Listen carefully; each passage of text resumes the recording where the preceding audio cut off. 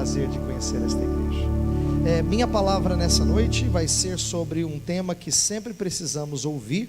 Vou falar sobre crescimento espiritual. Vou pedir que você abra a sua Bíblia em dois textos diferentes do mesmo autor. Pedro, na sua primeira carta, e depois da sua segunda carta.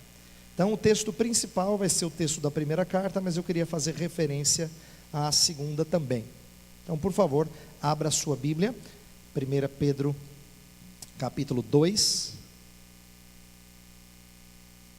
versos 1 a 3, esse é o primeiro texto, depois a gente lê um texto da segunda carta. 1 Pedro 2, versos 1 a 3, diz assim: despojando-vos, portanto, de toda maldade e dolo, de hipocrisias e invejas, e de toda sorte de maledicências, desejai ardentemente, como crianças recém-nascidas, o genuíno leite espiritual, para que por ele vos seja dado crescimento para a salvação, se é que já tendes a experiência de que o Senhor é bondoso. O outro texto está em 2 Pedro 3, verso 18, é o último verso da segunda carta, 2 Pedro 3, 18, que diz assim: antes, crescei na graça e no conhecimento de nosso Senhor e Salvador Jesus Cristo. A Ele seja a glória, tanto agora como no dia eterno. Vamos orar mais uma vez?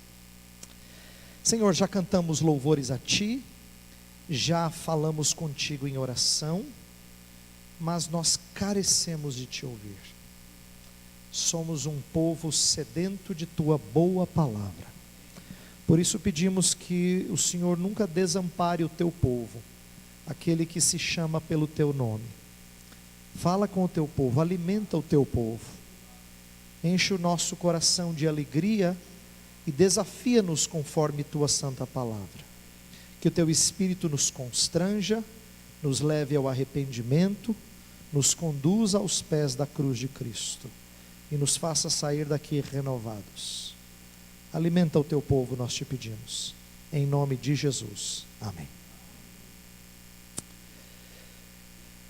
Quero lembrar você uma cena que você certamente já vivenciou, e eu já vivenciei, e ela chama a nossa atenção. Já se impressionou com a imagem de um ser humano mal nutrido, daquele cujo físico está tão assim franzino, está tão esquelético, que olhar para você te choca? Sabe quando aquelas imagens que a gente vê em televisão, que você fica arrepiado só de ver? Pensa numa criança nesse estado, dá até vontade de chorar, não é? Que você imagine que pese tão pouco. Essa situação se agrava ainda mais quando a gente conhece as implicações para o físico, para o intelecto, de privação, não é? As privações afetam tanto a saúde física quanto a capacidade cognitiva, gerando um subdesenvolvimento que às vezes é irreversível. Quando a gente conhece essas coisas, isso entristece o nosso coração. Mas o que me pasma, o que me deixa pasmo, o que me deixa surpreso, é que nós não nos entristecemos na mesma medida quando a gente se depara com uma pessoa espiritualmente malnutrida. A gente não tem vontade de chorar do jeito que a gente tem quando a gente olha para alguém assim. Quando a gente vê alguém subdesenvolvido espiritualmente, não dá a mesma tristeza no coração do que aquelas imagens de gente que padece do que comer. Mas não é menos triste. Aí talvez você diga assim: pastor, isso me entristece sim, viu? Imaturidade espiritual causa tristeza em mim, sim. No entanto, talvez você seja alguém que se entristece, mas se mostra em alguma medida ignorante quanto ao processo pelo qual nós amadurecemos espiritualmente.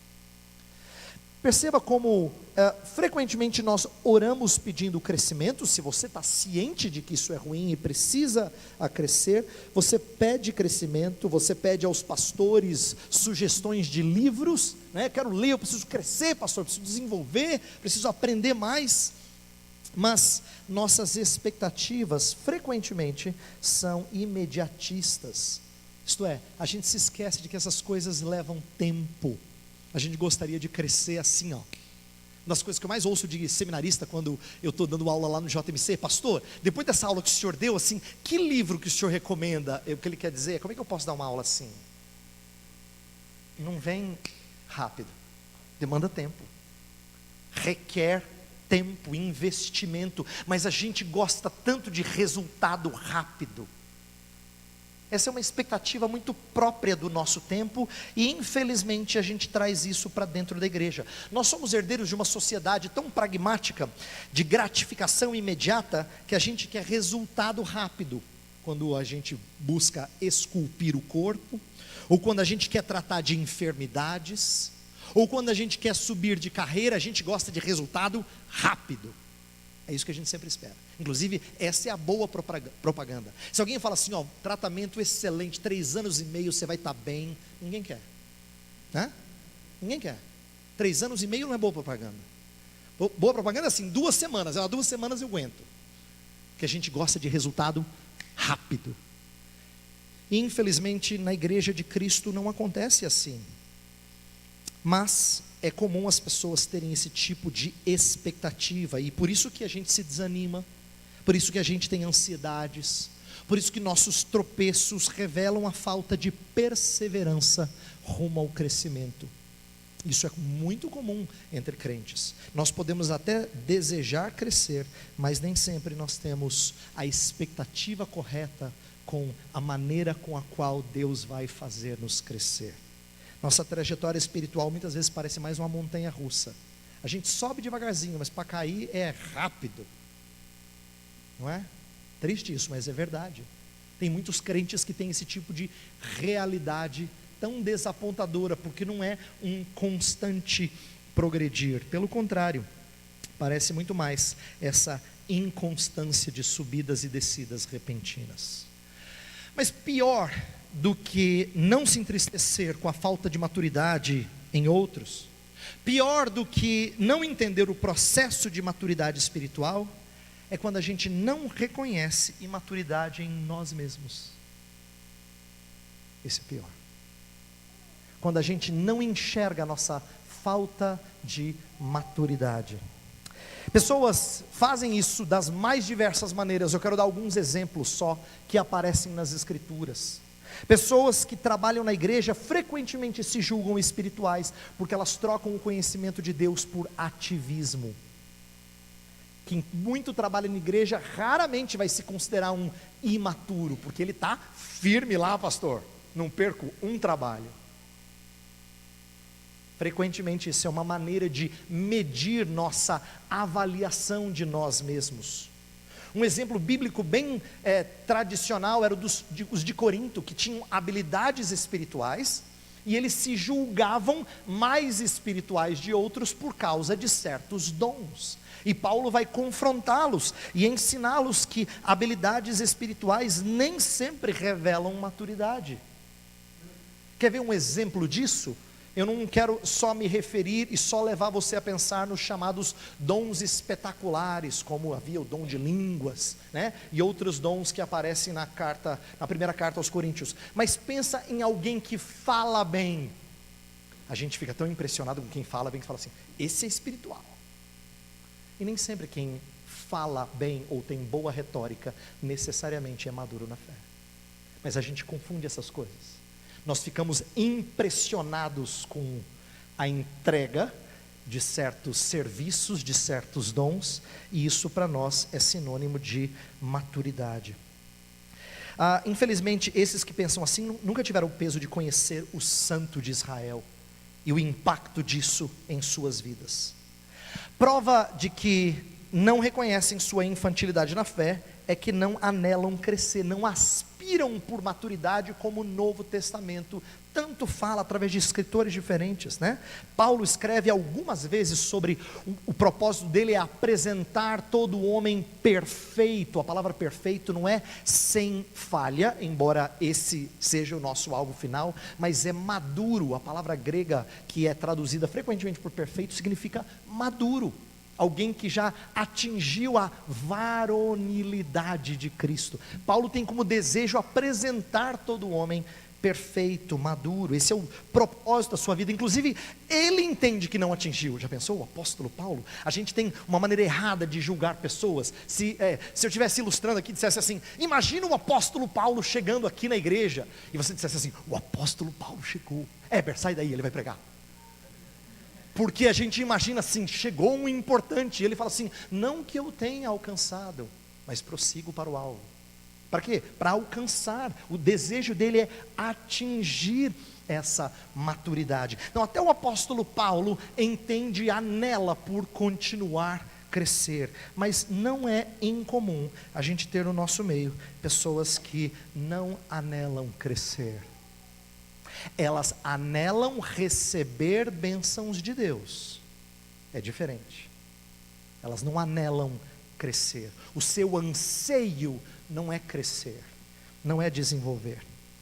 Elas não compreendem que o próprio Jesus amadureceu, e amadureceu, sabe como? Mediante sofrimento, diz a Epístola aos Hebreus. Amadureceu não significa que Jesus Cristo cresceu em santidade, ele sempre foi santo, mas a sua santidade era correspondente à idade dele. Quando ele tinha 2, ele era santo que nem um menino de 2 anos. A gente nunca viu isso, tá? Mas ele era, mas só como um menino de 2 anos, não como um adulto. Depois ela foi revelada quando ele tinha 10, tinha 12, tinha 15, quando tinha 20. Ela foi desenvolvendo como num ser humano comum, normal que ele era, verdadeiro. Ele desenvolveu maturidade e sua maturidade em santidade. Então, eu estou expressando essas coisas porque nós temos no nosso meio problemas diferentes com respeito à falta de maturidade. A gente não se entristece com a falta de maturidade em outros. Em outros casos a gente até quer maturidade, mas a gente não sabe o processo pelo qual isso acontece. E pior, muitos nem reconhecem imaturidade em si mesmos. E aqui então, eu quero então usar o apóstolo Pedro, essas passagens que a gente leu, como uma chamada, um clamor por crescimento espiritual. Essa é uma tônica do Novo Testamento. Há vários outros textos da própria pena do apóstolo Paulo, e esses 2 de Pedro eu escolhi porque eu acho que Pedro tem algumas coisas muito interessantes a nos ensinar. Pedro sabia que era necessário enfrentar esse mundo mal amadurecendo. Era necessário enfrentar as perseguições com fé madura, suportar a pressão da sociedade anticristã com uma fé genuína, robusta. Então ele nos ensina algumas coisas que são alertadas em outros lugares do Novo Testamento. Por exemplo, a Epístola aos Hebreus, ela chama atenção para o fato de que gente imatura lhes falta concentração, foco em Cristo. Uma das ideias repetidas em Hebreus é de ter olhos fixos em Jesus. Lembra aquele texto tão conhecido de olhar para o autor e consumador da fé? A ideia é que nós não tiremos os olhos dele. É interessante que esse tipo de ensino faz total sentido para Pedro. Teve uma vez que ele estava andando no mar e ele tirou os olhos do seu Senhor e ele colocou na força do vento. Então ele sabia o que significa imaturidade, no sentido de perder o foco. Uma outra coisa que Hebreus destaca é que gente imatura frequentemente lhes falta discernimento, lhes falta habilidade de discernir. São coisas próprias de criança. A criança não tem foco naquilo que não tem o seu coração, né? Diz para a criança: tem que sentar no culto e ficar quietinha, não fala nada. É fácil falar, difícil é consegui-las fazer. Agora, não significa que elas não têm capacidade de foco qualquer. Coloca o desenho que elas gostam. Mas onde o seu coração não está, ela tem dificuldade de focar. Isso é próprio de infantilidade. É por isso que até adulto, às vezes está na igreja assim, ó, longe. O pastor está falando, ele está sonhando, não sei com o quê. Mas o seu coração não está aqui. Por isso que ele não tem foco. Por isso que ele se desvia rapidamente. Ele pode estar num momento de louvor, ele gosta muito daquela música que a equipe canta, nossa, aí fecha os olhos, aí é uma benção. Mas aí depois a cabecinha dele vai para a lua, não é? Porque falta foco, falta discernimento. Ele come todo tipo de comida sem saber o que é saudável e o que não é. Isso é próprio de criança. Criança coloca coisa na boca que não devia colocar. falta de discernimento é uma outra evidência de imaturidade. E nisso, o apóstolo Pedro também sabe quão importante, inclusive na sua segunda carta, o capítulo 2 inteiro, é um alerta para discernir falsos mestres. Eu estou destacando isso porque essas duas marcas, né, a falta de concentração e foco em Cristo e a falta de discernimento, infelizmente, são o registro da maioria evangélica no Brasil. Eu não estou aqui querendo me colocar ou nos colocar acima de outros. Estou revelando que a maioria dos evangélicos no Brasil não tem foco fixo no Salvador e não sabem discernir comida boa de comida ruim. E biblicamente, isso é falta de maturidade. Então, se nós fôssemos colocar no papel, nós teríamos uma grande parcela dos evangélicos no Brasil imaturos, infantis, sem conhecimento do Senhor. Por isso que eu quero chamar a sua atenção nessa noite, para que a gente pondere sobre o peso disso, sobre a importância de crescer na graça e no conhecimento de nosso Senhor e Salvador Jesus Cristo. E Pedro, para mim, tem um jeito especial de ensinar, porque a gente sabe muito da vida de Pedro quando ele caminhava com Jesus, mais do que outros discípulos, em parte por causa da personalidade dele, né? Pedrão sempre tinha as investidas dele, falava primeiro, às vezes fazia um golaço, e às vezes dava uma de zagueirão, chutava não sei para onde, não é? Ele tinha os momentos em que ele dizia, acertava na veia, a frase dele era em cima. Você dizia, como é que pode? Pedrão, ó, você mandou bem hoje. Mas não devorava muito, ele dava uma bola fora ali, mas era assim, no mesmo instante, não é? Agora, isso significa que Pedro não era crente? De maneira nenhuma. Pedro chora amargamente depois da bobagem de trair o seu Senhor. Ele ama o seu Senhor. Ele ama o seu Senhor, mas ele é imaturo. E o que me fascina quando eu leio Pedro, é que o Pedro dos evangelhos não é o mesmo Pedro de Atos. Alguma coisa acontece com esse homem depois da ressurreição de Jesus, a tal ponto que ele se mostra agora uma pessoa madura, e eu creio que ele escreva as cartas como alguém que é maduro na fé, como alguém que mostra uma maturidade especial. Então agora, eu quero usar a história de Pedro, para revelar um pouco sobre essa maturidade. Eu queria que essa mensagem fosse dividida em duas partes, vamos dizer assim. A primeira parte é revelar aquilo que eu chamaria de um resumo rápido daquilo que acontece lá nos evangelhos, em duas passagens, e depois a gente vai olhar para a própria carta de Pedro, 1 Pedro, capítulo 2, e observar algumas coisas importantes. Eu vou pedir para você abrir em duas passagens. A primeira passagem em Mateus capítulo 8.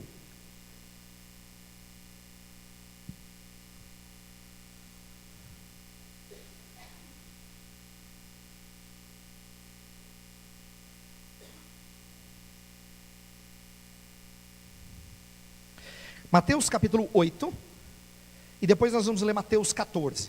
O que eu quero fazer nesse primeiro momento? A mensagem está bem, eu creio que ela está fácil de entender. No primeiro momento nós vamos olhar duas passagens dos quais Pedro revela a sua imaturidade, e depois a gente vai olhar como é que ele não só aprende, mas ensina como é que a gente tem que crescer. Tá? O que é importante sobre esse crescimento que ele não tinha pegado da primeira vez, tá? E, atenção, Pedro também, como alguns de nós, também é alguém que nem sempre tem uma percepção correta de onde ele está na caminhada cristã. Ele também às vezes acha que ele está mais na frente do que ele de fato está, e essa é uma das coisas que ele vai aprender. Então, a primeira passagem é de Mateus capítulo 8. Então, aqui nós vamos ver um primeiro exemplo dos discípulos em geral, e Pedro incluso aqui, como ainda imaturo, um Pedro que não se enxerga imaturo, tá? A gente aprende aqui com isso que crescimento é uma necessidade nem sempre percebida. O que eu quero dizer com isso é que, não é que a gente não entenda o processo, mas que às vezes a gente nem percebe que precisa crescer. E aqui eu acho que essa história revela isso. Olha só, Mateus capítulo 8, a partir do versículo 23. Esse é o texto no qual Jesus Cristo vai acalmar a tempestade. Você conhece bem essa história, mas eu quero destacar algumas coisas bem brevemente aqui. Diz que existe Jesus entra no barco e os discípulos o seguem, há uma tempestade, ele está dormindo, quer dizer que ele está bem tranquilo, apesar, e claro, bem cansado também, porque não é fácil dormir em meio à tempestade, mas ele está tranquilo, e os discípulos vêm acordá-lo. Esses são homens acostumados com essa tempestade, mas vêm acordá-lo, dizendo: Senhor, salva-nos, nós vamos morrer, Senhor. E aí Jesus Cristo diz: por que sois tímidos, homens de pequena fé? E aí ele levanta e faz assim, ó. E o mar para. E nessa hora eles fazem uma pergunta que é genial. É aquilo que a gente chama de pergunta retórica, não tem resposta. Não precisa de resposta, você já sabe, né? Quem é esse? Ninguém precisa dizer assim: é Jesus. Não. Eles não estavam esperando essa resposta. Eles ficaram impressionados. É uma pergunta que já tem a resposta em si mesmo. Quem é esse? Olha só, versículo 27. Maravilharam-se os homens, dizendo: quem é este que até os ventos e o mar lhe obedecem? Eles estavam aprendendo a conhecer o Senhor. Um detalhe aqui importante para você compreender por que Jesus faz isso, né? Embora a circunstância fosse de um Jesus dormindo no mar, os discípulos o acordam, nessa hora Jesus Cristo se mostra parecido com o seu Pai. Lembra que a sua missão era mostrar o Pai? Pois é o Pai que no deserto abre mar, fecha mar, conforme o seu poder. É no deserto que Deus faz cair pão. Então não é à toa que o nosso Salvador escolha milagres que pareçam com o seu Pai. Ele quer mostrar que Ele é o próprio Deus. Ele também controla mar, Ele também faz pão sair de não sei de onde, né? Então Jesus Cristo aqui está revelando que Ele é o Deus verdadeiro, o Deus de Israel, o Deus de Abraão, Isaque e Jacó, o Deus de Moisés, o poderoso que conduziu o povo pelo deserto e entrou na terra prometida. Ok, passado um tempo, Jesus Cristo faz outra coisa impressionante. Capítulo 14. Agora Jesus Cristo revela o seu controle sobre o mar de outra forma. Olha lá, Mateus capítulo 14, a partir do versículo 22, fala assim: logo a seguir, Jesus compeliu os discípulos a embarcar, e ele se despediu, e ele foi de outra forma. De repente, caindo a tarde, lá estava só, enquanto o barco estava longe. Versículo 24, na 25 fala: na quarta vigília da noite foi Jesus ter com eles, andando por sobre o mar. Isso aqui é sem iluminação. De repente aparece alguém andando por sobre o mar. Você conhece a história, mas eles não conheciam, nunca tinham andado alguém por sobre o mar, tá? Então, antes de criticá-los, dê um desconto. Você sabe a história, eles não sabiam a história. E de repente alguém começa a andar por sobre o mar. Fala assim: fantasma, né? Fico imaginando as histórias de pescador. Rapaz, eu vi uma sereia na semana passada. Devia ter história de pescador assim. Pois nessa hora bate o medo e Jesus Cristo os acalma. E olha como é que ele os acalma. Versículo 27. Mas Jesus imediatamente lhes disse: tende bom ânimo, sou eu, não temais. Sou eu. O que Jesus Cristo quer dizer com isso? Ele quer lembrar a maneira como Deus se apresentou a Moisés lá atrás, quando na sarça ardente foi compelido a tirar o povo do deserto, do Egito. Quando Deus se apresentou como eu sou, Jesus Cristo vai dizer aqui: sou eu. Nessa hora eles deviam ter dito: uau, eu sou o que controla o mar. Mas o Pedro já tinha crescido um pouquinho, e agora é ousado. Ele fala assim: Senhor, se o Senhor é quem o Senhor diz que é, então me chama para andar contigo. Ele fala: vem. Olha lá o Pedrão, tira o pé, começa a andar. E nessa hora, todo mundo deve ter ficado fascinado, porque não só Jesus faz essa coisa impressionante, mas o próprio Pedro está andando. E você conhece a história, versículo 29 fala: vem! E Pedro, descendo do barco, andou por sobre as águas e foi ter com Jesus. Reparando, porém, na força do vento, teve medo, e começando a submergir, gritou: salva-me, Senhor! E prontamente Jesus, estendendo-lhe a mão, tomou-lhe e disse: homem de pequena fé, por que duvidaste? Pedro sabia quem era Jesus. Ele já tinha falado coisas bonitas de Jesus Cristo, mas ele ainda não tinha conhecido Jesus na sua plenitude. É por isso que o seu coração ainda balançava. E isso não diz respeito apenas de Pedro, fala também a nós. Por quê? Nós conhecemos e falamos do nosso Deus soberano, mas por que nossa vida é afligida por ansiedades? Porque o nosso conhecimento do Senhor nem sempre nos toma por inteiro. Na hora da escola dominical a gente fala bonito, Deus é soberano. Mas na hora que as coisas apertam, nossa ansiedade vai lá em cima. E vai lá em cima porque o nosso descanso no soberano nem sempre é condizente com aquilo que a gente profere, com aquilo que a gente fala. Então aquilo que aconteceu com Pedro acontece conosco. A sua iniciativa revela uma sensação de que ele estava pronto, ele quer andar por sobre o mar. Ele achava que ele já tinha crescido na fé um cadinho, né? Ele já tinha crescido na fé um pouquinho. Mas Jesus Cristo mostra para ele que ainda faltava um bocado para ele amadurecer. Por que eu estou chamando a atenção dessas duas passagens? Eu acho que isso aqui revela uma coisa comum entre nós. Às vezes nós temos um conceito de nós mesmos distorcido, uma percepção equivocada de nós mesmos. Por isso que a Escritura se apresenta como espelho, porque no espelho não dá para ficar bonito se a gente não está bonito, né? Se está descabelado, o espelho não esconde, né? Se um brinco é de uma cor e outro brinco é de outra cor, não tem jeito, o espelho não faz ali o paralelo, ele não arruma para você, ele mostra do jeito que você está. E a Escritura revela você e eu do jeito que nós somos, inclusive com as feiuras. Então, por isso que Pedro agora vai ensinar a importância da gente ter nossa autoimagem corrigida, nosso conceito de nós mesmos modificado. Pedro queria isso. Então o alerta dele era de quem quer ter um novo entendimento da sua identidade em Cristo. Então agora eu quero fazer 3 coisas à medida que a gente olha para o texto de 1 Pedro 2, que é nesse texto que eu vou focar.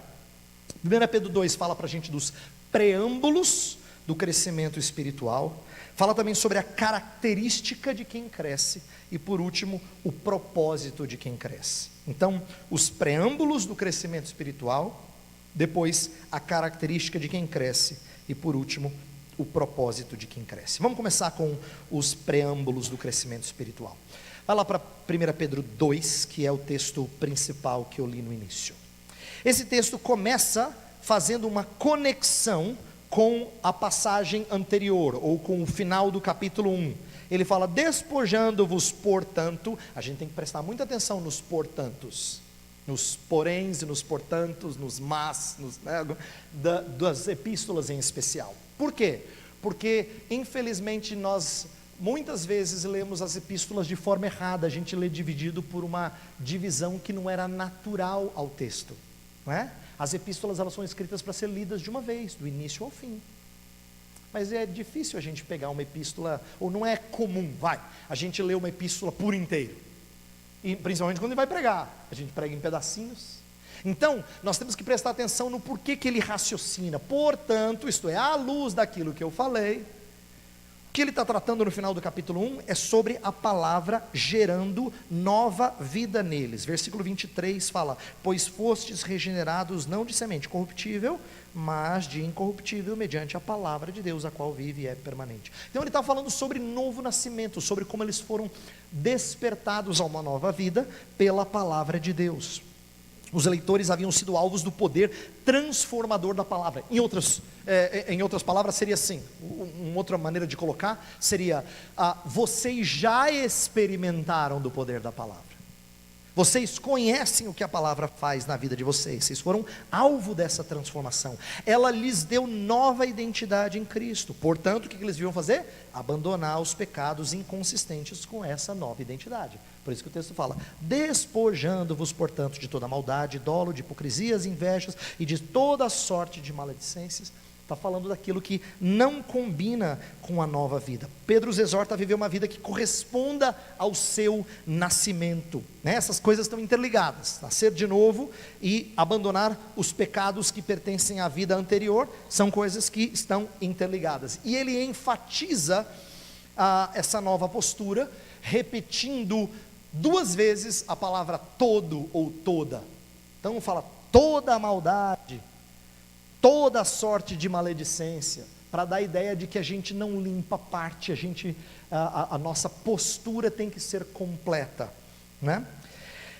Se parece algo impossível, porque a gente consegue corrigir certas áreas da nossa vida, parece que a gente não corrige tudo, é importante que a gente entenda aqui que o que Pedro está pedindo e exortando o povo a fazer, é ter uma nova postura. Uma nova postura não escolhe os pecados prediletos, não permanece com certas coisas e abandona outras, ele abre mão de toda a maldade, de toda a maledicência. Então a ideia aqui é de completude mesmo, e é inevitável que o abandono de pecado seja relacionado a crescimento espiritual. Eu mencionei pela manhã na aula de escola dominical a ideia de que é a noção de pecado em nós que faz com que a gente aprecie a maravilha e o poder do Evangelho. Não é? Então, eu repito aqui essa ideia: somente pecadores é que enxergam sua necessidade de salvação e a buscam. E no meio cristão, somente aqueles que percebem a profundidade e vileza de seu pecado é que desenvolvem desejos por santidade. Então, quando você vê os grandes homens de Deus se deparando com uma visão de Deus, eles não pulam de alegria, eles murcham, porque a grandeza de Deus lhes revela a sua pequenez. Então, ter a nossa imagem corrigida, quando a gente conhece o Senhor, é que a gente tem uma noção melhor de quão pequenos e quão frágeis nós somos. É isso que acontece com Isaías, isso acontece com João, isso acontece com o próprio Pedro. Pedro tem aquele momento, você deve lembrar dessa história, em que ele está pescando, pescou a noite inteira, não foi bom. Jesus falou assim: joga de novo.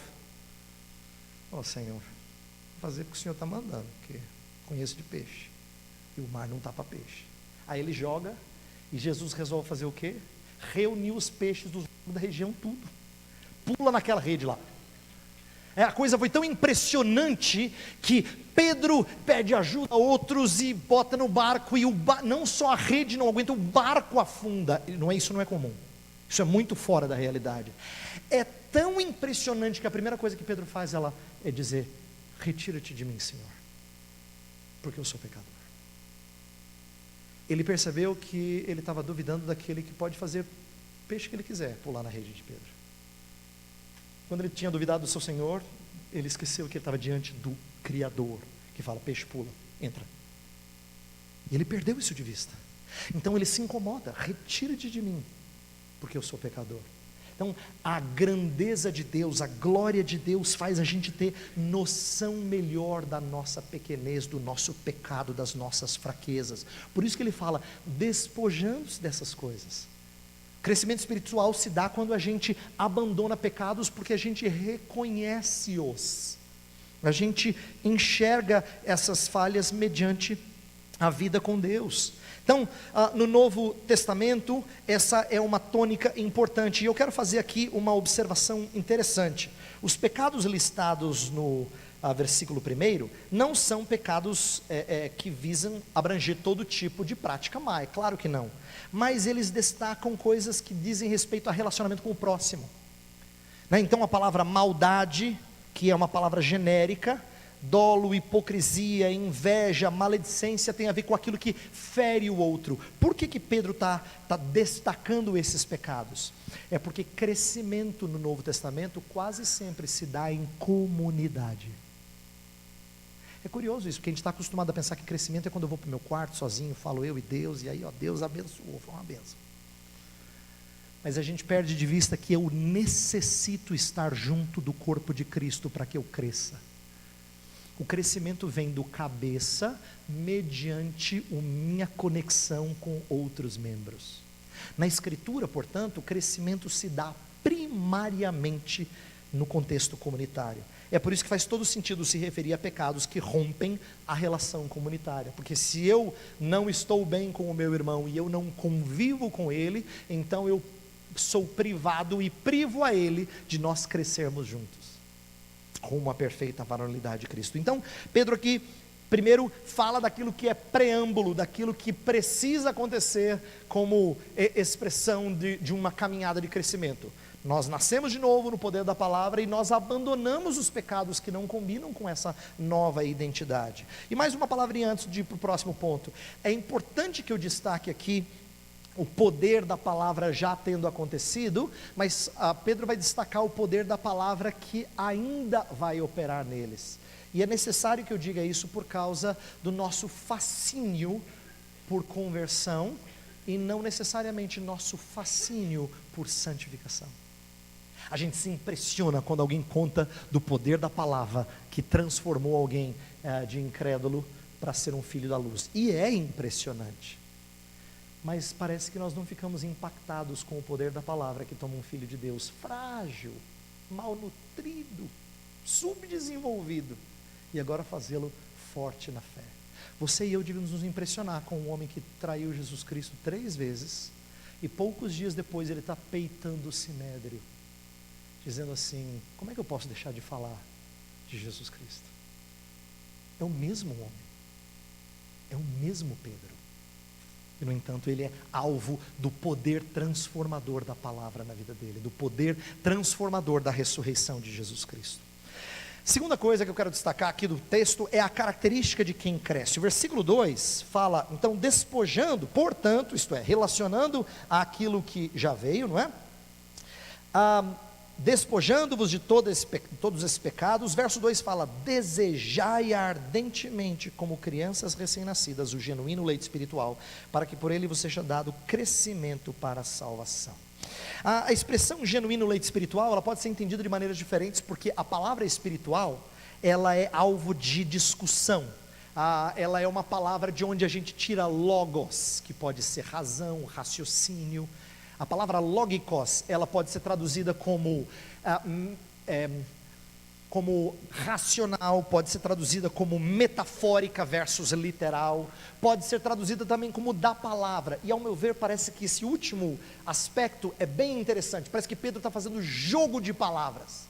Ele falou antes da logos de Deus, da palavra de Deus, e agora ele está falando do genuíno leite da palavra.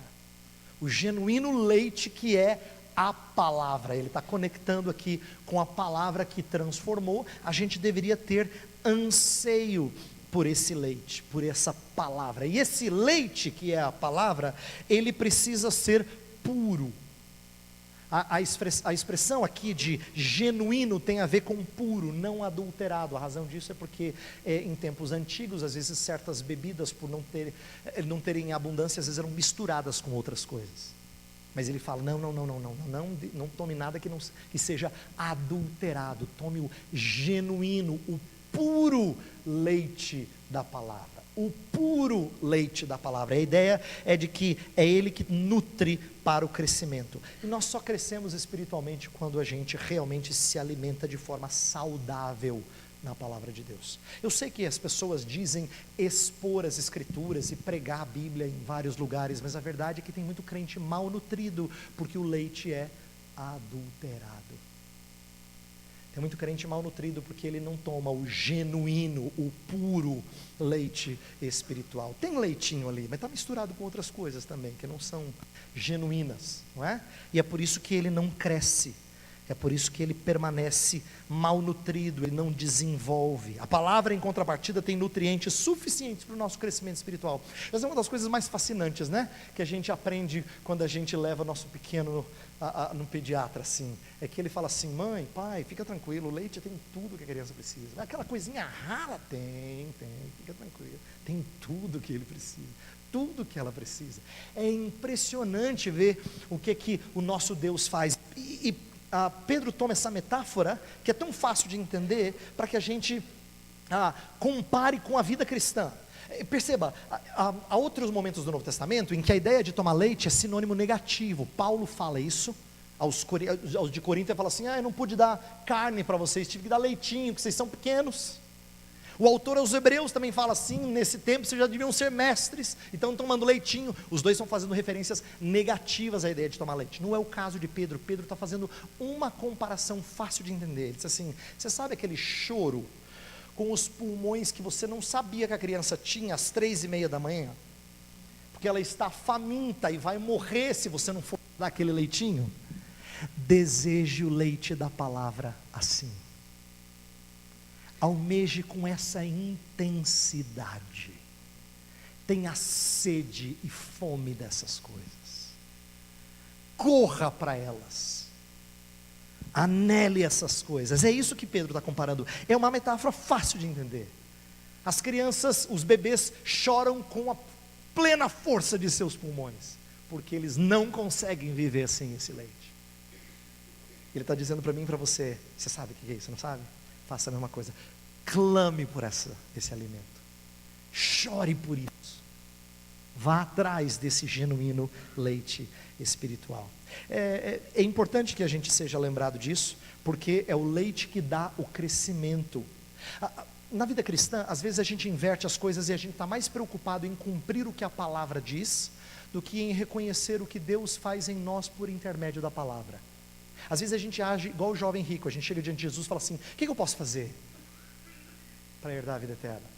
A gente, não pastor, não fala essas coisas não, eu sei que é pela graça, não é pelas obras não.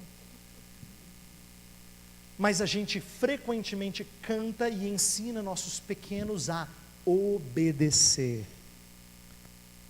A gente ensina a obedecer. Está certo, pastor? Está certo.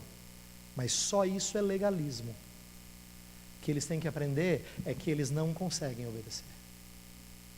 É verdade. Parece a coisa mais estranha de ensiná-los. A gente precisa ensiná-los. A gente vai dizer: você tem que obedecer. Tá bom, papai. Mas, meu filho, você não vai conseguir. Então como é que o senhor exige de mim?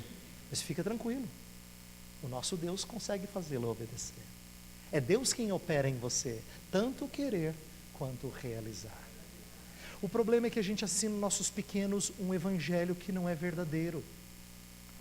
A gente ensina alguma coisa na escola dominical e depois no final a gente fala assim: por isso que não pode empurrar o irmãozinho. Aí a gente depois ensina alguma coisa: é por isso que tem que comer toda a comida do prato. Você percebe que a gente só dá regra para eles? A gente esquece de dizer para eles que eles não vão conseguir obedecer e que eles precisam de Jesus para fazê-lo. Eles também precisam de Jesus para obedecer. E a gente tem esquecido de dizer isso para eles. A gente fala das regras e a gente não fala do evangelho. Isso não é o genuíno leite espiritual. Estou falando aqui, fazendo um alerta importante a vocês que trabalham com as crianças. Esse não é o genuíno leite espiritual. Nossos pequenos não têm se nutrido da verdadeira palavra, quando tudo que eles ouvem são regras. Eles não têm aprendido o genuíno leite espiritual.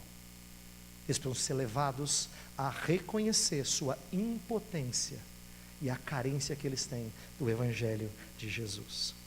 Eu digo isso porque eu quero que você compreenda que quem está crescendo tem mais fome de leite. É interessante isso, porque não é que ele sacia e deixa a gente de pança cheia por um bom tempo. A verdade é que não dura muito, ele quer mais. E as porções vão aumentando à medida que ele cresce, não é verdade? Espiritualmente também é assim. As porções vão aumentando. Ele está crescendo, ele quer um leite mais substancioso. E é isso que Pedro então espera, que nós sejamos pessoas que aspiram fortemente pela palavra. Para encerrar, eu quero falar do propósito de quem cresce. Final do texto, ele diz assim, final do versículo 2 e o versículo 3, ele diz assim: para que por ele vos seja dado crescimento para a salvação, se é que já tendes a experiência de que o Senhor é bondoso. Crescimento para a salvação, essa não é uma linguagem muito comum para a gente. Nós não estamos muito acostumados a falar de crescer para a salvação. Mas você já não é salvo? Não aceitou Jesus? Porque a gente está acostumado a falar de salvação só como o início da vida cristã. E a gente perde de vista que salvação na Escritura frequentemente é referida como uma coisa passada, presente e futura. E Pedro se refere à salvação como algo futuro várias vezes nas suas cartas. Ele está dizendo assim, para que você atinja o alvo. Salvação aqui é: chegue na plenitude, na maturidade.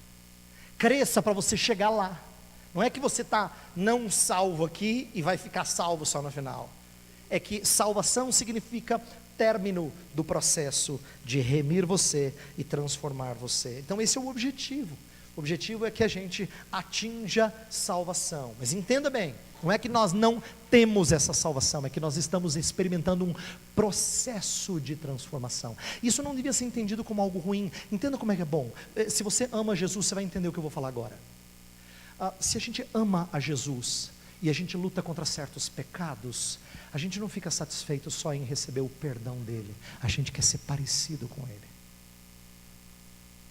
Se você anela ser como Salvador, você ama muito o seu perdão, mas depois você diz assim: Senhor, ensina-me a ser parecido contigo. Eu não posso permanecer diferente de ti por tanto tempo. Então, tanto o perdão quanto a transformação do nosso interior são salvação. Esse é o processo que nós temos experimentado e que vamos vê-lo consumado. Então, Pedro diz: o propósito é chegar lá, é atingir essas coisas por completo. E aí ele faz uma alusão que nem sempre é percebida ao Salmo 34. Algumas vezes na sua primeira carta, Pedro se refere ao Salmo 34. Você deve se lembrar bem de um verso que fala assim: provai e vede que o Senhor é bom. Ele está fazendo alusão a esse verso, versículo 8 do Salmo 34.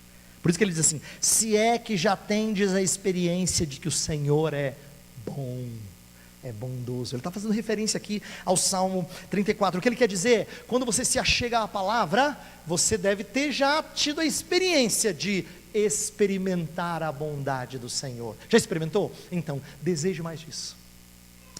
Estudar a Escritura e aprender dela não é só conhecer bastante um livro, é ficar fascinado com quem aparece diante dos nossos olhos, com quem nos é apresentado mediante esse livro. Essa é a experiência de provar a bondade do Senhor. Então, eu encerro destacando a importância, a necessidade de nós crescermos. Eu gostaria que você saísse nessa noite pensando em não cair em alguns dos erros que eu apontei no começo. Eu falei que às vezes a gente não chora por quem é imaturo, e essas coisas deviam entristecer, encher o nosso coração de tristeza, porque a gente enxergar imaturidade ao nosso redor. Mas também nós devemos aprender mais a Escritura sobre o processo de crescimento, para que a gente não tenha expectativas utópicas, muito pragmáticas e imediatistas. E pior de tudo, que Deus nos livre de não reconhecer nossa necessidade de crescer. Que Ele nos faça enxergá-lo, para que a nossa autoimagem seja corrigida. A gente começa a se enxergar assim, precisando crescer, crescer, crescer para Jesus. Não é? Vamos orar? Senhor Deus, queremos estudar a Tua Palavra, e dia após dia queremos enxergar a grandeza do Senhor nela. E à medida que enxergamos a grandeza do Senhor, faz-nos ver quão pequenos e dependentes de Ti nós somos.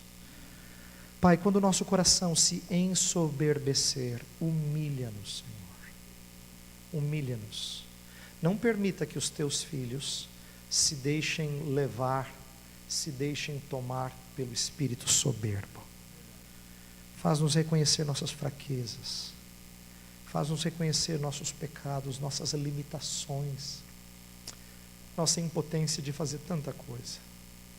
E mediante isso, Senhor, não queremos ficar parados, queremos crescer, desejamos ardentemente o puro leite da palavra, o puro leite espiritual. Por isso, conduz-nos a conhecer-te mais, a estudar mais esse livro e a ser alimentado por ele. E à medida que enxergamos crescimento uns nos outros, faz-nos prestar louvores a Ti. Antes do que honrar-nos uns aos outros, faz-nos acima de tudo louvar o Deus que produz o crescimento. Senhor, nós pedimos essas coisas porque nós carecemos de Ti, tanto para Te amar, quanto para crescer à estatura de Jesus Cristo. Oramos em nome